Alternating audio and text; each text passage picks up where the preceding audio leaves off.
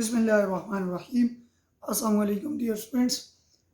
Chapter number 8 waves और आज का हमारा टॉपिक है जी effects of various factors on speed of sound in air. Students, हम इससे पहले भी ये बात स्टडी कर चुके हैं। साउंड वेव्स जो होती हैं वो हमारे पास कंप्रेशनल मैकेनिकल वेव्स होती हैं जो हमारे पास गैस या एयर में प्रोपागेट करती हैं और जिनकी स्पीड के लिए नेक्स्ट लेक्चर में प्रीवियस लेक्चर में हमने एक फार्मूला डिराइव किया था, v is equal to square root of gamma p divided by density. तो कुछ फैक्टर्स हैं speed of sound in a gas और speed of sound in a air. तो सबसे पहला फैक्टर जो है वो हमारे पास है जी डेंसिटी का। सेम टेम्परेचर गैसेस के लिए सेम टेम्परेचर और प्रेशर के लिए हमेशा याद रखनी है गेमा की वैल्यू जो होती है वो सेम होती है। स्पीड जो आपके पास गैस में स्पीड ऑफ साउंड होता है वो इन्वर्सली होता है square root of the density of the gas के। सेकेंडली हमारे पास मॉइस्चर आ जाती है, जिस फैक्टर्स के ऊपर डिपेंड कर रहा है वो सेकेंडली मॉइस्चर है।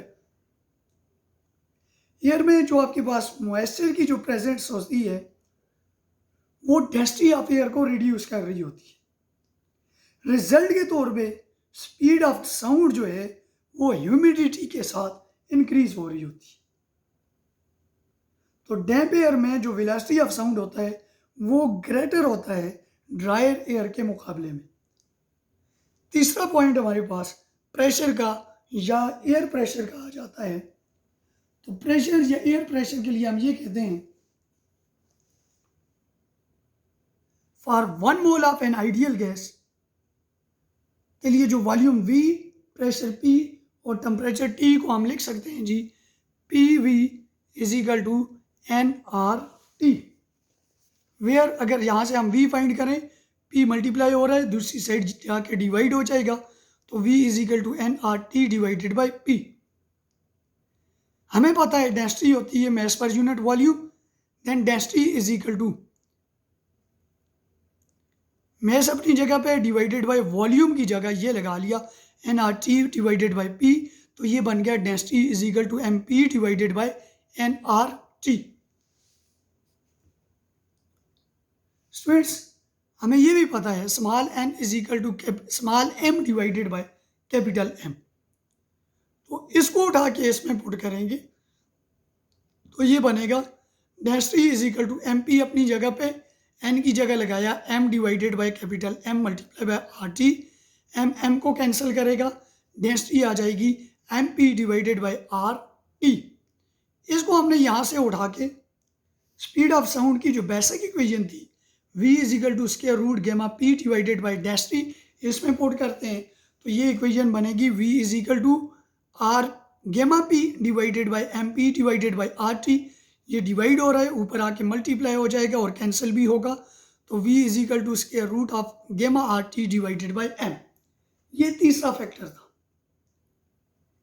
फोर्थ फैक्टर है हमारे पास टेम्परेचर से रिलेटेड। टेम्परेचर के लिए बात की जाए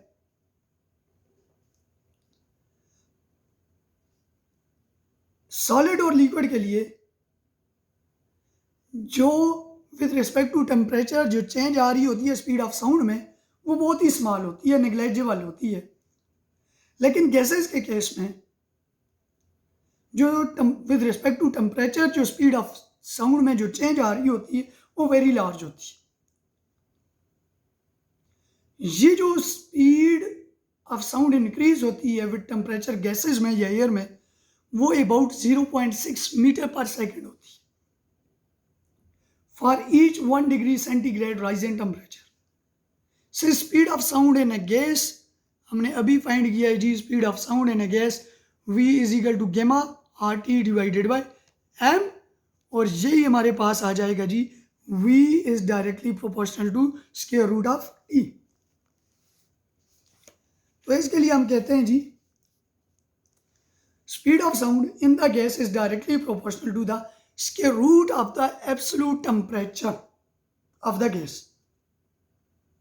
अगर हम ये कह दें V0 और V जो है वो स्पीड ऑफ साउंड है और टेम्परेचर जो है वो हमारे पास T नॉट और T रिस्पेक्टिवली है, तो हम लिख सकते हैं V nought is directly proportional to the square root of the temperature T nought. तो V nought is equal to इसकी जगह कांस्टेंट के T नॉट, इसको 1 का नाम दे दिया, और सेकेंडली हमने लिखा V is directly proportional to temperature T in square root. तो इसके लिए भी क्या आ गया, V is equal to K square root of T। Second को 1 पे डिवाइड किया तो V divided by V nought is equal to square root of T divided by T nought. अब T नॉट जो है वो 0 डिग्री सेंटीग्रेड प्लस 273 केल्विन, तो ये हमारे पास रिजल्ट आ जाएगा 273 केल्विन। और जो T के लिए होगा वो होगा T degree centigrade plus 273 kelvin.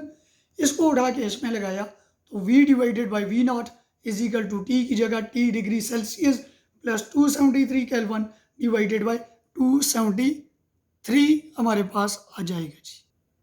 इसके लिए अगर देखा जाए तो V बाई V नॉट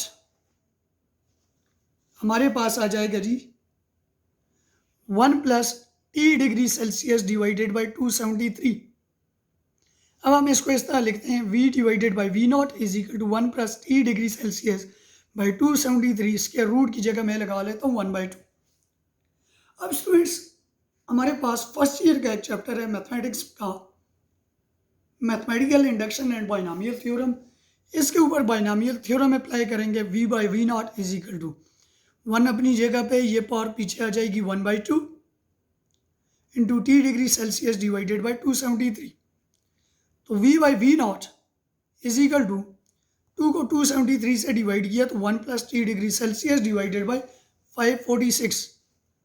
हमें पता है T degree celsius 0 degree celsius के ऊपर V नॉट की जो वैल्यू है वो हमारे पास होती है जी 332 मीटर पर सेकेंड। तो ये बनेगा V is equal to V nought divide हो रहा है, इस साइड आके मल्टीप्लाई हो जाएगा, तो V नॉट प्लस दोनों के साथ 1 के साथ भी और इसके साथ भी मल्टीप्लाई होगा, V not plus V not T degree Celsius divided by 546। V not की वैल्यू लगाएं तो V is equal to V not, तो 332 multiply by T degree Celsius divided by 546। तो ये हमारे पास इक्वेशन बनेगी V इज इक्वल टू